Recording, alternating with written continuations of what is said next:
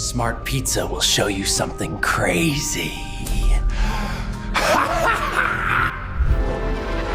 They say if you stand in the old death tunnel of Waverly Hills long enough, you'll hear footsteps behind you. Slow, shuffling ones that never quite catch up. And if you turn around, there's nothing there. Or so they hope. Waverly Hills in Kentucky was built as a tuberculosis hospital in the early 20th century, but over time it became one of the most terrifying places in America. This place isn't just creepy because of its decaying walls or rusted beds. It's because people feel something there. Cold spots where the air turns sharp like ice. Whispers in rooms with no one in them. Even security guards have refused to walk the upper floors alone. One of the most disturbing parts of Waverly is the so-called body chute, an underground tunnel originally used to discreetly move the deceased away from the main building. But today, it's become the heart of the hauntings. Paranormal investigators swear they've caught voices on tape, groaning or calling out from deep within. Visitors say room 502 is where things get truly intense. People have left that room trembling with burning skin, nausea, or the sense that something had wrapped cold fingers around their neck. Some say they've seen a woman in a white hospital gown standing near the windows. She doesn't speak, she just watches. What really adds to the fear is that the building still stands strong. The bones of it, thick concrete walls, tall arched windows, iron-framed beds, haven't crumbled like you'd expect. It's like Waverly is refusing to fade, holding onto the energy of everything that ever happened inside. There's even talk of experiments being done there. Not science fiction level stuff, but real methods once used on desperate patients that now seem almost unthinkable. Strange electrical devices found in the basement have sparked plenty of theories. Some whisper that whatever started in those walls never quite ended, and yet people still go. Every week, brave souls pay to walk through the halls at night with nothing but a flashlight. Some laugh, some scream, and some don't make it past the third floor before turning back. They say it's just for fun, but the ones who leave pale and silent know something they aren't saying. Waverly doesn't need to chase you. It waits, it listens, and for some, it never really lets go. Tucked away in East Bethany, New York is a place that feels wrong the second you pull into the gravel lot. Rolling Hills Asylum doesn't need to be dramatic to get under your skin. It just is. Cold, still, and humming with a kind of silence that makes you want to leave before the door even creaks open. Originally built as a poorhouse in the 1820s, it later transformed into a facility for the mentally ill, the elderly, and anyone society didn't know what to do with. Over time, the structure expanded, and with it, so did the stories. Now it stands like a skeleton of its former self. Stone walls, metal-framed beds, and pitch-black hallways where light doesn't like to linger. Ghost hunters love this place. Paranormal investigators have made it a regular stop, setting up cameras, motion sensors, and audio recorders in hopes of catching something unexplainable. And they often do. One particularly eerie moment was caught on a night vision cam inside an old tiled room. That was really scary. And that's the thing about Rolling Hills. It doesn't try to scare you. It waits for you to walk in on your own. Visitors often report sudden drops in temperature, phantom whispers, or the feeling that someone is walking just behind them. The morgue is especially active. People have heard gurneys roll across the floor when the room is completely empty. There's also the story of Roy, a giant of a man who lived his whole life inside the asylum. Some say his spirit is still there, friendly but curious. People claim to have felt a gentle hand tap their shoulder, or seen large shadows moving slowly in the halls, even when they are completely alone. One hallway in particular is known for shadow people, quick flashes of dark figures that dart just out of sight. Some visitors try to chase them. Most don't get far. The building feels like it rearranges itself when you aren't looking, stretching its rooms, shifting its sounds, keeping you just unsettled enough to never let your guard down. You might hear a chair scrape across the floor or see a door creak open all on its own. Some leave laughing it off. A few have even returned with scratches down their backs or strange recordings on their phones. Garbled voices, low growls, or one single word leave. But Rolling Hills never really asks you to leave, it wants you to stay. Just long enough to forget which direction you came from. You know that looming maze-like asylum from horror games and superhero movies? The one everyone thinks is too nightmarish to be real? That's Danvers. And it was real, more than just bricks and barred windows. Sitting on a hill in Massachusetts, Danvers State Hospital once looked like a fortress meant to hold in something more than just people. Its long, twisting corridors and menacing architecture became the direct inspiration for Arkham Asylum in the Batman series. But what happened inside those walls was stranger than fiction. Opened in the late 1800s, Danvers was built with good intentions. Wide open spaces, natural light, fresh air, it was meant to be a place of healing. But within decades, it swelled far beyond capacity. Patients lived shoulder to shoulder. Staff couldn't keep up. Treatments took a darker turn, and the once promising institution began slipping into something much more disturbing. People began to whisper about the strange hums coming from the upper wards, about the padded rooms that stayed locked for years. Some even claimed the building had a mind of its own. Lights flickered in patterns, doors refused to open until someone walked away. By the time the hospital was shuttered, Danvers had already earned a reputation as one of the most haunted places in America. Paranormal investigators who snuck in before demolition claimed they heard echoing screams, the sounds of pacing footsteps overhead, even when the floors above were completely gutted. One local group swore they saw a figure at the end of a hallway, too tall, unnaturally thin, with eyes that glinted even in the dark. And even after much of Danvers was torn down and rebuilt into apartments, strange things continued to happen. Tenants have reported hearing old bells ring at midnight, bells that were removed years earlier. Some even said they woke up to find muddy footprints on their floor, leading in from the window. All the doors were still locked. Danvers wasn't just a building, it was a feeling, a pressure that followed you long after you left. And for those who knew it well, it never really let go. If Danvers feels like a relic of the past, Gonjiam Psychiatric Hospital in South Korea is something more immediate, more raw. It hasn't been polished or rebuilt. It's just there, standing silently among the trees, left exactly as it was the day it closed, which makes it even more unsettling. Gonjiam sits near Gwangju and has earned the nickname Asia's most haunted place. The building itself isn't enormous, but something about its narrow halls and empty rooms hits differently. Beds still sit where they were last used. Medical equipment gathers dust. Patient charts, yellowed and torn, are scattered across the floor. It's as if everyone inside just walked out one day and never came back. And that's not far from the truth.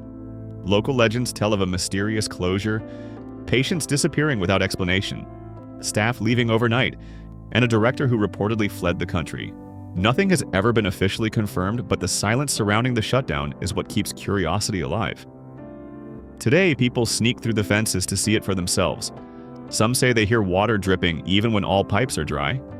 Others report the lights flickering, though the electricity has long been cut.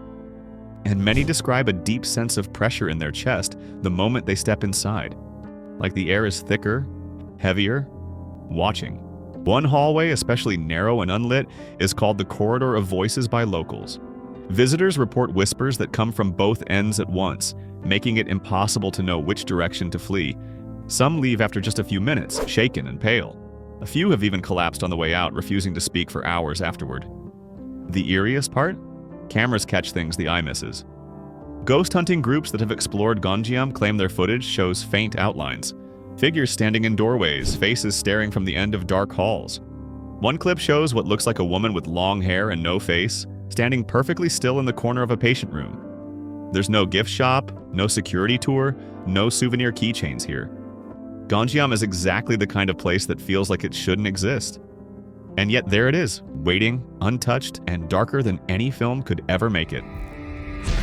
There are places that look haunted, and then there's Poveglia, an island that doesn't even try to hide what it is. Sitting quietly in the Venetian lagoon, not far from the glowing lights of Venice, this tiny stretch of land is completely off limits to the public. Boats pass it by, locals avoid talking about it, fishermen steer clear. That's not just superstition, it's history. Povaglia has been a dumping ground for centuries. First, it was a quarantine station for plague victims. Later, in the 20th century, it became home to a psychiatric hospital. By that point, the land had already seen more suffering than most cities. But things only got worse. Stories still circulate about the asylum's lead doctor, someone who, they say, used the patients for strange, unapproved experiments. He eventually fell or was pushed from the bell tower. The tower's been sealed since. Today, the island is overgrown with ivy and trees twisted by sea wind. The hospital's structure is crumbling, but enough remains to give anyone chills: rusted bed frames, shattered tiles, the remains of medical tools buried in the dust. Visitors who've illegally entered say the silence is deafening. No birds, no bugs, just the sound of your own breath echoing off the old walls. One of the creepiest rumors says that bones still lie just beneath the topsoil. Human ash was once dumped across the island so thick it mixed into the earth. That might sound exaggerated, until you learn that archaeological digs have uncovered unmarked remains across the site. Still, it's not the bones that scare people the most, it's the air. Everyone describes it the same way: heavy, suffocating, like it's pushing against your chest the moment you step off the boat. There's an old bell tower still standing. It hasn't rung in decades, but night sailors claim they've heard it toll on foggy evenings just once, and then silence again. No one knows who or what is ringing it. And that's the lasting fear with Poveglia. Not what you see, but what feels like it's still there just beyond the veil. Breathing, listening, watching every second you stay. Not far from the soft green hills of Tuscany lies a different kind of beauty, cracked, rusted, and crawling with shadows. The Ospedale Psichiatrico di Volterra doesn't get the same attention as Poveglia, but that might be what makes it more unnerving. It's not on an island, it's not hidden by water. It's right there, accessible, surrounded by fields, and somehow that makes it worse. Volterra's asylum was one of Italy's largest, housing thousands of patients during its peak. But it wasn't the size that made it infamous, it was what it became over time. By the mid-20th century, the institution had turned into something far darker. Overcrowding, aggressive methods, and isolation wings created a pressure cooker of silence and fear. Locals started calling it the place of no return. The walls are still covered in strange carvings, long scratches that twist through the peeling paint. But one figure stands out: Fernando. That's the name given to a patient who reportedly spent years etching symbols and poetry into the walls, using only his nails and fragments of stone. The carvings stretch across rooms and hallways like veins, following no clear pattern. Some visitors say it looks like a map, others claim it's a warning. The hospital shut down decades ago, but the echoes haven't left. Photographers and urban explorers often report strange sounds, footsteps that follow without a source, voices that don't come from any direction. One group claimed their camera batteries drained instantly when they entered Fernando's old room, only to power back on once they stepped outside. In one of the abandoned treatment halls, the sunlight hits the floor in a way that looks like someone's standing there. It's just a shadow until it moves. People swear they've seen silhouettes crossing the hallways, always just at the edge of their vision. They're gone when you turn your head, but something about the room stays wrong. Cold even in the middle of summer. Volterra doesn't scream, it whispers. And those whispers, faint and strange, are often the ones that stick with you longest. Some buildings age with grace, others rot quietly. But Beechworth doesn't do either. It just waits, unchanged, unmoved, and eerily still. Nestled in the hills of Victoria, Australia, Beechworth Lunatic Asylum looks almost serene at first glance. Red brick walls, tall windows, trees rustling outside. But step a little closer, and that calm begins to peel back. The longer you're there, the more the silence feels like something holding its breath. From 1867 to the 1990s, this place was one of Australia's largest psychiatric institutions. Over 1,200 patients filled the halls at its peak, but not all of them left. Paranormal groups say that Beechworth holds more spirits than it ever held patients. Visitors report faces watching from windows, even when the rooms are locked and empty. One story tells of a woman who was dragged away screaming after being wrongly admitted, and now her cries echo down the corridors at night. The old cells are particularly disturbing. Some have long, deep scratches gouged into the wooden doors, the kind that couldn't have been made by fingernails alone. Others say the door handles rattle all on their own, especially in the women's wing. And just outside, the courtyard is home to a tree with a strange lean. Locals believe it's because of what was once buried beneath it. There's also the Povaglia wing, where some of the more extreme cases were kept. Even seasoned guides avoid going there alone. Cold spots appear suddenly, shadows cross the room without a sound, and the air shifts like something just brushed past you. One visitor described hearing a soft humming near the old beds, like a lullaby sung through clenched teeth. Despite all this, Beechworth has become a hotspot for ghost tours. Groups walk its darkened halls with flashlights and motion sensors, hoping to catch something on camera. And often they do. Floating orbs, unexplainable shadows, sudden battery drains.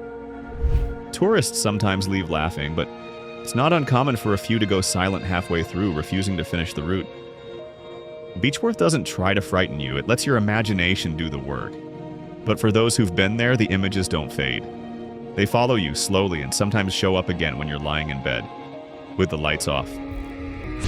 If walls could trap energy, then Allegany is a power plant of the paranormal. Towering in Weston, West Virginia, this asylum looks more like a Gothic cathedral than a hospital. But the only thing holy about it is the way people pray not to see what's lurking at the end of its halls. The building was designed to hold 250 people. At one point, it held over 2,400. Crowded, chaotic, and stuffed with desperation, the asylum became a place where strange things started to happen. Some blamed it on the stress, others weren't so sure. Visitors today talk about how the building seems to breathe. You walk in and the air presses against your skin like static. The light feels different, time stretches. Allegany is made up of massive stone wings, with dozens of rooms that stretch on and on. It's easy to get lost in there, even with a guide, and some claim that's not an accident.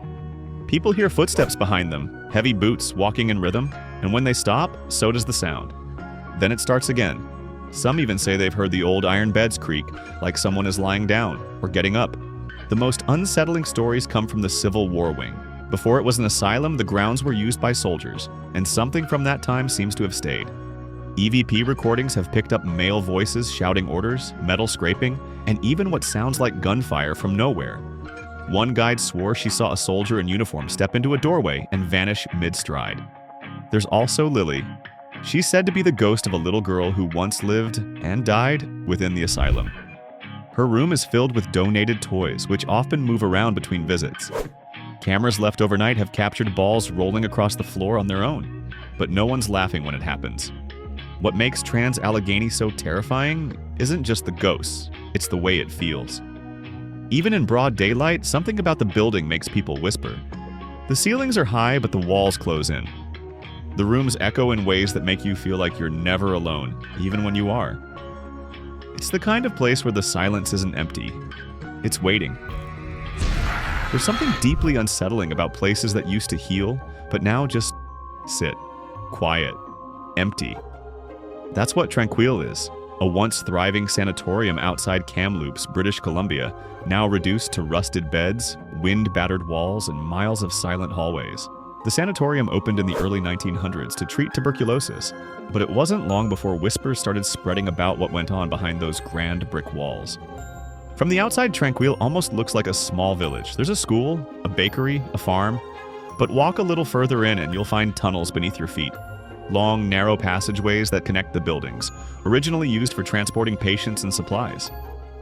Today, those tunnels are pitch black, and they're where most people start feeling it. That cold, crawling sensation on the back of your neck, like someone's walking behind you in complete silence.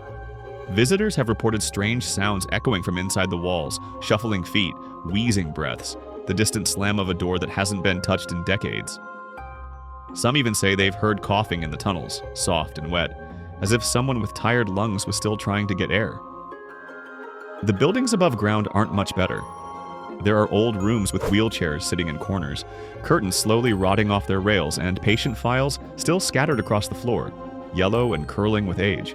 A few brave filmmakers have used Tranquil as a set for horror movies, but locals say the place doesn't need any special effects. It provides its own. And the strangest part? The ground sometimes feels hollow, like it's echoing something from underneath. There are stories about hidden spaces never mapped, sealed rooms that were boarded up in a hurry and never touched again. No one knows what's inside, and no one really wants to find out. Some places feel wrong the second you walk in. Not because of what you see, but because of what you don't. Ararat Lunatic Asylum, known today as J Ward, is one of those places. Tucked into the small town of Ararat, Victoria, it began as a gold rush prison, before transforming into a ward for the criminally insane. And that violent shift left marks that never faded. The cells are small, barely wide enough to lie down. The walls are thick, built to hold in people no one else could handle. And though the last inmate left decades ago, something remains. Visitors report sudden temperature drops, strange knocking from inside locked rooms, and the overwhelming feeling of being watched from the shadows. One of the most unsettling legends is about a man named Bill, who reportedly spoke to something no one else could see. His old cell is still there, and tour guides say that cameras tend to glitch near its door. Batteries drain, audio cuts out. Once a flashlight began to flicker in a steady rhythm, until it burst. The most famous ghost is believed to be a former inmate who was executed on the premises. His name's not recorded on any official lists, but stories about him have passed through town for decades. He's said to appear in the yard at dusk, hands in pockets, staring at the sky. People have seen his figure through barred windows, pacing silently back and forth. Always the same pattern, always alone. There's even talk of voices in the stairwell, low, quick whispers that you can't quite catch, no matter how close you lean in. Some say it's just the wind through old stone. Others say the walls remember more than they should. J Ward doesn't scream for attention. It waits in silence, holding onto the weight of every secret it was built to contain. And when you leave, it makes sure you take a little of that silence with you. Deep in the English countryside, Helingley Hospital sits in ruin, its walls crumbling, its halls swallowed by vines. Once a grand psychiatric facility, it now feels like a place time refused to clean up. Locals still whisper about it. Visitors hear footsteps in rooms with no floors, see curtains move where windows are shattered. The art wing is the most unnerving.